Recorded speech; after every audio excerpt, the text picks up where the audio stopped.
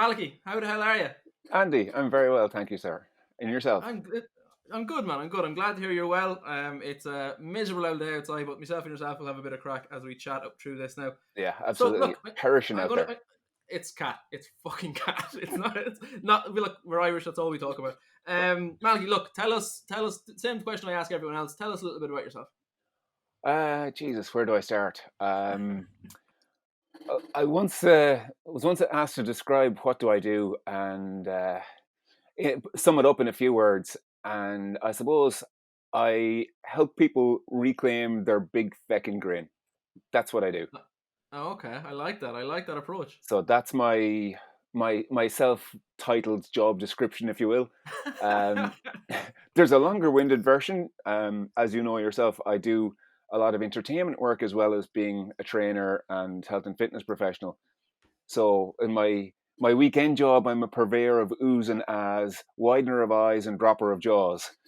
And then on my day job, depending on who you ask, I'm either the devil incarnate or a drill sergeant or the nicest guy you'll ever meet. So it really depends on who you ask and whether you ask them before the class or their PT session or afterwards. That look, context is everything. Context is absolutely everything. Yeah. Look. I know you do a lot of different things, and I need you to stop having extra jobs because we're going to have to add different things to the site here that people just aren't searching for. You're not just a fitness professional. You're a lot of different things. So look, let's kind of talk around the industry side of things first of all. How did you get into the industry, the fitness industry at least? Um, well, I suppose it came back to when I was a teenager. I would have been very heavy. I was very overweight. I would have been 17 stone with a 40-inch waist, and it got to the point where I'd rip the arse out of my trousers just by stepping up onto a bus.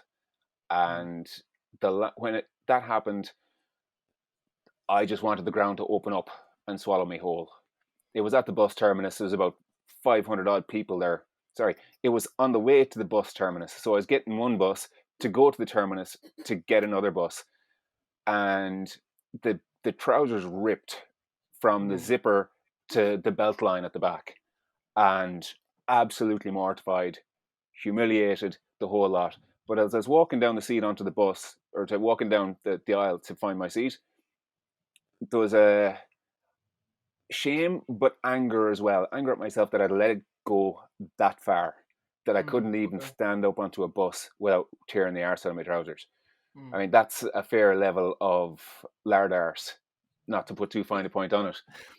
So, resolved there and then, this will never fucking happen again. And that was nearly 30 years ago.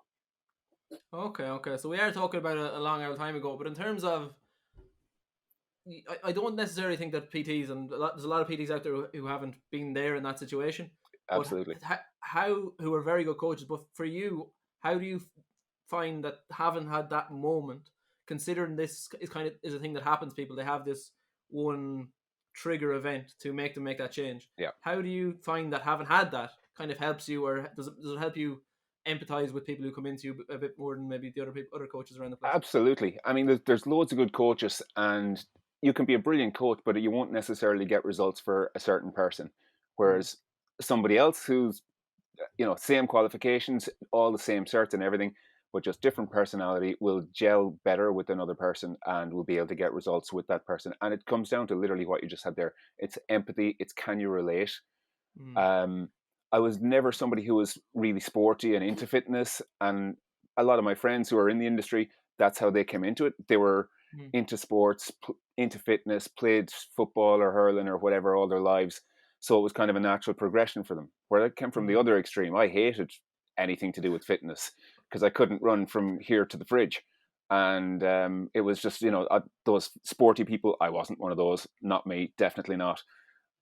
I am into fitness and exercise for what it will enable me to do Mm. rather than the sport for its own sake. Now, once you have a certain level of fitness up, as you know yourself, you'll enjoy challenging yourself physically, whether that be through a workout or whether it be through going surfing or playing with your kids or frisbee or football with your mates just to kick around. You enjoy the active stuff once you have and just even a low level of fitness. Yeah. You can enjoy life more, and that's where I'm coming from. It's not about high level sport and performance, or it's not about competitiveness. It's about putting a big fucking grin on your face.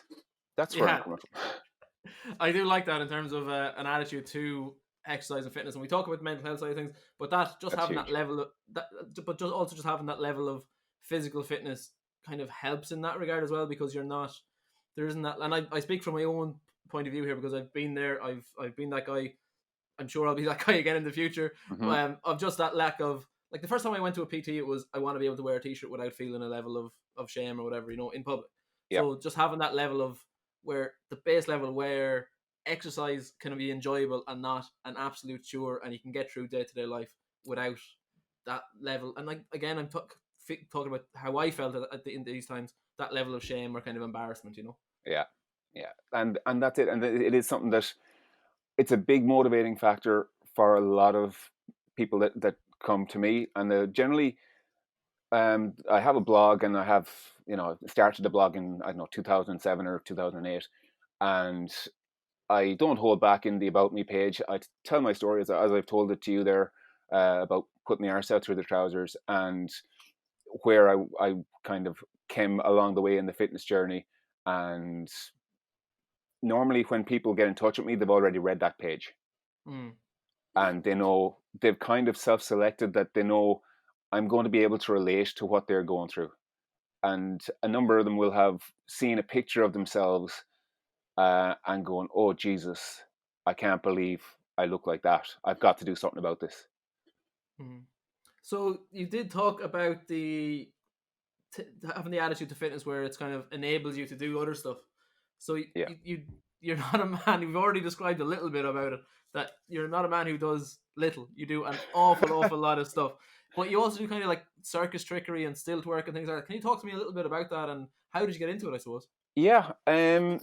It kind of an odd, random one. A friend of mine that I was sharing a house with. He did some balloon modeling, making balloon animals and stuff like that, and Okay. kind of general clownery with um, a guy who now organises the National Circus Festival of Ireland, which is based here in Tralee, and that's been running for, well, this year would have been the 19th year. It went online this year, but basically, I'd spent, I don't know, half a dozen years pulling pints in bars and nightclubs, so very used to dealing with the public and quite an outgoing personality. This was before I made a full-time fitness career, and Mm.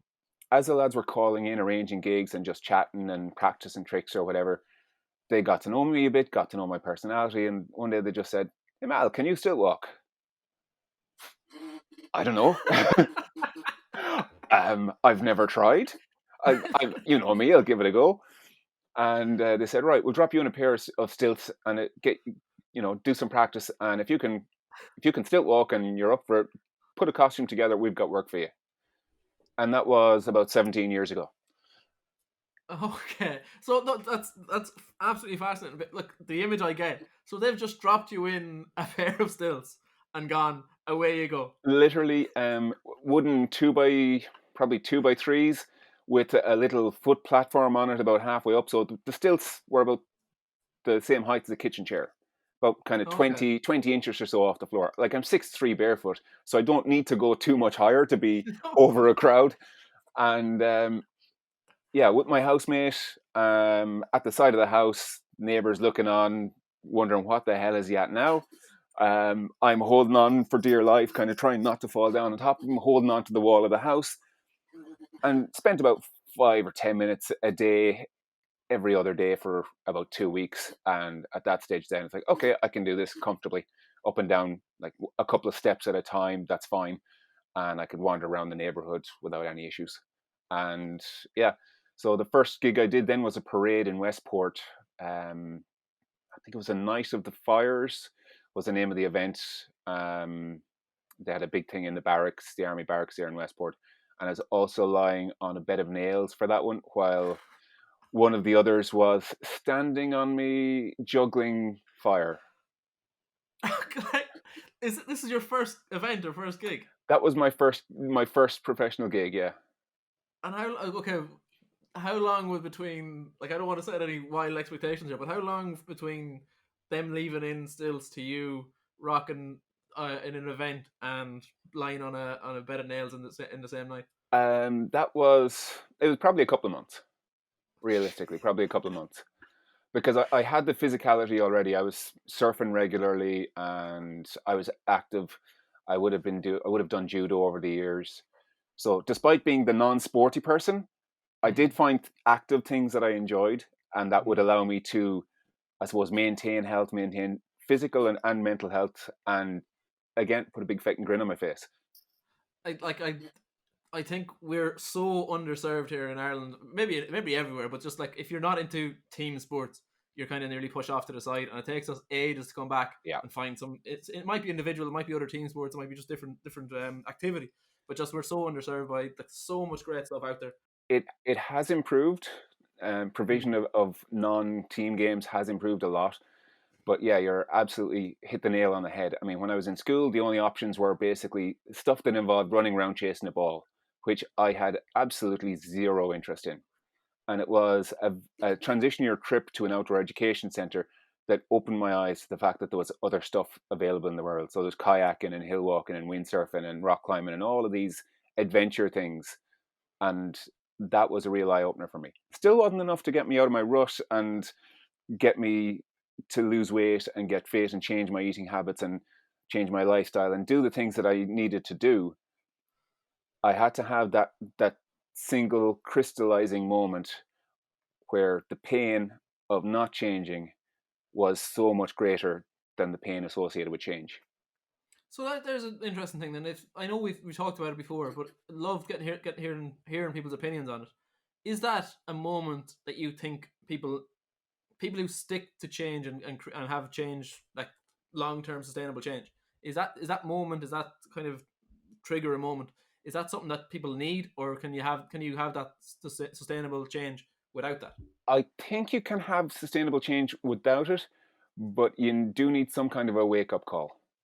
You Okay. do need some kind of a trigger, because if unless you have that big moment of pain, whether it be psychological or physical.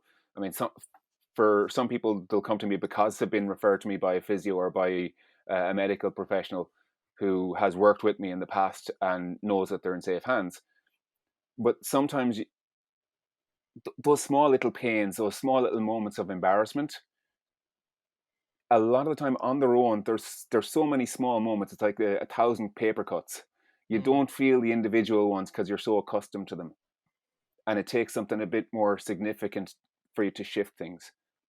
But sometimes when people can make sustaining and lasting change, even with the New Year's resolution. But the key thing, I think, personally anyway, when it comes to goal setting is we've been doing it so badly wrong for years. We're all told, Mm. people, January 1st, they make New Year's resolutions. I call them annual delusional statements, Okay. because they generally last up until about the third week of January. And after that, it's not the new year anymore. It's just this year. Mm. So if your resolution was for the new year, you've made a resolution for the first 3 weeks. That's it. Whereas on the other hand, if you have a really good why, a powerful reason for doing it, something deeply personal. Mm. Um, I tell clients generally, when you have a why that'll bring a tear to your eye, you'll succeed. Because even when it's challenging, even when you don't feel like doing the work, you'll get on with it, you'll suck it up and you'll do it. Or at the very least, you'll make a solid effort at it. Mm. You mightn't be able to give it 100%. That's fine. You do what you can when you can, and when you can do more, you do more. But when you have a why that'll bring a tear to your eye, you will absolutely succeed, because it is the only option. Failure, first attempt in learning. I'm sure everybody that listens to the podcast has probably heard that expression before. FAIL, first attempt in learning. Failure is part of learning, and this is Mm. something I reinforce when I'm teaching circus skills workshops as well. Congratulations, you all suck, because you've never done this before, and we're looking at complex skills. But if you break them down into their constituent pieces, you can learn them, and you can look and you can see instantly from your failures, from your mistakes, what do you need to correct or adjust in order to make progress on this. And it's the same whether you're trying to tidy up your eating habits or your nutrition, whether you're trying to improve your activity levels, whether you're trying to, lift more on your bench press, whatever it is, if you look at what your failures are and just take a step back, it's not personal. Failure isn't personal. It feels personal, but it's not. Failure is just an outcome, but it's not a permanent outcome. So if you're willing to learn from it and you take it on board, how you failed, what are the situation, or what are the factors that have caused you to fail this time? How have you failed? What was the outcome in that failure? And then you can change things, change the factors. Scientific method: change one factor, observe the results, repeat until you get the result you're looking for. We hadn't kind of planned on talking about goal setting, but I think you've really distilled it down into something really easy to take away as well, because that I talk about it, I bang on about it all the time. Yeah. A bit of trial and error. Not every successful change has to happen right now. We can all try something, and if we fail, like you said, it's just that first effort. Absolutely. And I think people think that, oh, well, I failed, so I'm starting from scratch again. Whoa. The moment you try and fail, you're no longer starting from scratch, because you have a failure which you can learn from. You already made the decision that you're going to give it a go, so that's the first hurdle overcome already. And succeed or fail on that first attempt, and almost nobody succeeds on the first attempt. It's cool. Don't worry about it. Pick yourself up and get on with it. You can learn something. It's like you did the cabbage water diet for 30 days. You lost weight, but you felt like complete shit. Surprise, you weren't getting enough nutrients. Okay, put a line through the cabbage water diet. Yes, you lost weight, but it's not a good way to do it. Try something different. Extreme examples, I'm not recommending it. And now we go to our sponsors, the cabbage water diet. Absolutely taking the piss, obviously. That's of course. Cabbage water is not for everybody. No. Lettuce water, on the other hand, is the go-to thing. How have we gotten to this point? This is how conversations go with us, but also in terms of society, that's how shit happens. And we need to keep fighting the good fight, Malachy. Absolutely. One thing that I did want to talk to you about was, you talked about kind of your journey from that moment on the bus to where you are now in terms of full-time fitness professional, but also doing kind of the circus skill stuff. Yep. How do the two work together? How has the circus stuff affected your approach to fitness? What is your overall approach to fitness, I suppose? Overall approach to fitness is very much, I have a very large toolbox, and I can take out the tools that are right for the job. So I have all these different skills, and I customize everything to the person in front of me. So the first part of any plan will be, we'll sit down and we'll chat. We'll spend 30 minutes to an hour getting to know each other, seeing if we're a good fit, seeing if we've got good rapport, if we can relate to each other, and assuming that I have the skills then to help them. And if I don't, or if I think I know somebody who'll be better equipped to help you, someone's mad into GA or mad into golf. Not really my cup of tea. Yes, I could help, but it's not going to be as much fun for either of us as it could be if I refer you to this guy or this girl over here, because they're into those sports. They understand the demands. They know the training style. They know the personality type. They're accustomed to it. They're in that zone. So I'm not going to take on everybody. I'm going to take on people who they're going to have fun working with me, and I'm going to have fun working with them. Because at the end of the day, personal training, it's personal. And if I'm not willing, or if I'm not going to enjoy spending time with this person, then there's no money in the world that's actually worth that for me. Because time is one thing you can't get back. You can make more money, but you can't get back the time. I think that's a really good approach in terms of your kind of view on the industry, is that working together, we can provide such a better service than if you take everybody on that comes, that the results that you get, the enjoyment that you get out of it is going to suffer, and the whole industry suffers a little bit, Yeah, exactly. And I think it comes down to a scarcity mindset versus abundance or growth, whatever way you want to put it. Yeah. There's a global obesity epidemic. There's plenty of potential clients for people, and I think our job as fitness professionals is to make it accessible to people, and you're not going to make it accessible to people if you're trying to take on everybody and trying to, undercut the other guy or viewing other professionals as competition. Mm. Not Yeah, competition. We just that's happen to work in the same industry. If anything, we should be compatriots rather than competitors. yeah, 100%. And I've spoken and written about that at length, so I will not bang on about it today. But I 100% agree with you. You have a bit of a focus on senior fitness. Is this something that kind of comes from balance, the work that you do on stilts and all that sort of stuff? And why is it important to you? Well, my mom turned 80 this year and has had a couple of falls in the last couple of years. So I mean, that really brings it into stark contrast that, yeah, balance, being able to maintain your balance is important. And as we get older, we lose muscle mass, we lose power, we lose strength, and we lose coordination. So it's important to maintain those things because we all want to be independent as we get older. Excuse me. So it kind of, that was a, when mom had her first fall, that was a real eye opener for me. So Mm. I started looking more into how can I help her and others in terms of maintaining their independence and staying in their own home safely for as long as possible. Because as people get into their senior years, and particularly over 80, the the the harm that occurs as a result of a fall goes up and up and up. Okay. And most hospitalizations, if they're not from a chronic disease, then they're from a result of a fall. And the outcomes, a fall, something as simple as a fall, can lead to death, whether it be through complications as a result of an injury or whether it be from a head injury. So it's really important, I think, for me and for any of us who have our parents are getting that bit older, we want them to have as healthy a life as possible. Mm. And generally, the kind of common thing is when somebody starts to become less solid on their feet, they get physio, and the physio will give them.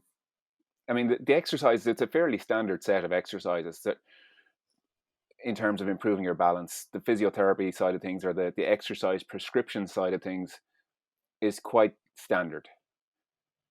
But what isn't necessarily standard is how can you deliver it? Okay. And the feedback that I've gotten from people is they might have gone to one or two or three different physios and they're getting a similar program. And the common factor isn't the program, it's that they're bored. They get bored with the program that they get. Or the exercises, each individual exercise is boring. Stand on one leg with your fingers on a kitchen chair or kitchen counter for balance, lift your knee and hold it in the air for 30 seconds. Repeat on the other leg, rest for 2 minutes, repeat 3 times or 2 times or whatever.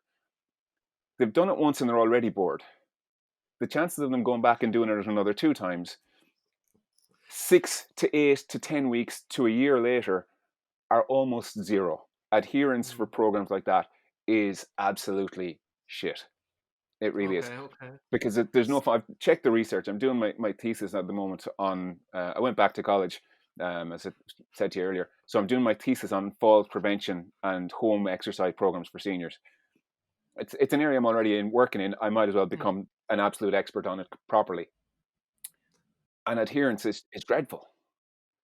But when you introduce an element of fun into it, that completely changes.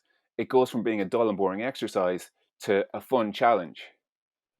So, for example, some of the exercises that I would give to clients, depending on, again, it's completely individualistic. So it depends on where the client is in terms of their ability levels, their comfort, and the whole lot. It could be anything from taking a tennis ball and passing it around their back and in front while standing on one leg. Then the next challenge on that is, okay, now you're going to say the alphabet as you do it. Now you're going to say the alphabet, and when you get to Z, you're going to count numbers up to 10, and then you're going to come down from 10, and then you're going to go back to your alphabet. And every time you switch from letters to numbers, you change direction with the ball. Oh, I'm already confused. But I don't go straight from A to numbers backwards and switching directions. It's one thing, and we layer bits and pieces on. So at the moment, I've got one guy, and he's just to build endurance with the knee held up high. He's leaning back against a wall, and he's got his knee up to hip height. He's sturdy against the wall, and he's multiplying upwards in a factor of 2. So he starts with 2, 4, 8, 16, 32, 64, etc. Nice stop there. Nice stop. Yeah. Yeah. I can keep going. And in classes, I have been known to count downwards in fractions, halving it each time. So, 3, 2, 1, a half, a quarter, an eighth. You're a man of. I actually said this before we started recording. You're a man of absolute infinite talent, Malachy. Jesus Christ. Evil genius. Evil genius. And that's what one of the descriptions you talked about earlier on, when someone is in the middle of a session. That's what you're called, I'm sure. Yeah. I think Mal, you absolute bastard, is probably more one I encounter more often. There's almost an expression on someone's face, and I can tell when that's you absolute bastard is what's going through their head. We'll have to change your URL, thegymadvisors.ie/Mal, you absolute bastard. Okay, Mal, look, this has been great crack already, but I want to finish on a bit of a positive. What's your favourite part of your job? Favorite part of my job? The feedback that I get that's completely unrelated to scales or measurements or anything like that. It's quality of life stuff. And it's the stupid simple shit that wouldn't even occur to us. One of the best bits of feedback I got earlier this year was, Mal, I changed the light bulb in the kitchen and I didn't need to get the chair to do it. Seems like nothing to you and me, but the lady telling me that had a grin going from ear to ear. I thought her head was going to fall off because she'd had such shoulder restrictions that she wasn't able to reach up overhead at a full stretch for years. And she had back pain, and she had a few other things going on. So for her, a widow living on her own, well, not living on her own, she's actually minding her grandkids, for her to be able to change that light bulb without having to go and drag a kitchen chair over, something simple but a big deal. Another one that really, this lit me up altogether. So, grandmother, again, back pain, the whole lot. She said she was running the bath for her granddaughter. Granddaughter held under the arm, and the granddaughter asked, "Nanny, I thought you had a sore back." A month previously, she couldn't lift the child up with both hands, and here she is, child under the arm, running the bath with the other hand. That's unreal. And just to have that kind of, like you said, quality of life stuff, and this is what we're talking about. Yeah. Fitness, exercise, all that sort of stuff. We complicate it so much, but even the goals, even the stuff that we get out of it can be so simple. Yeah. Like once you have that strong reason for doing it, you find that why that'll bring a tear to your eye. When you have that, everything else you'll just slot it into place around it, and you'll go through trial and error.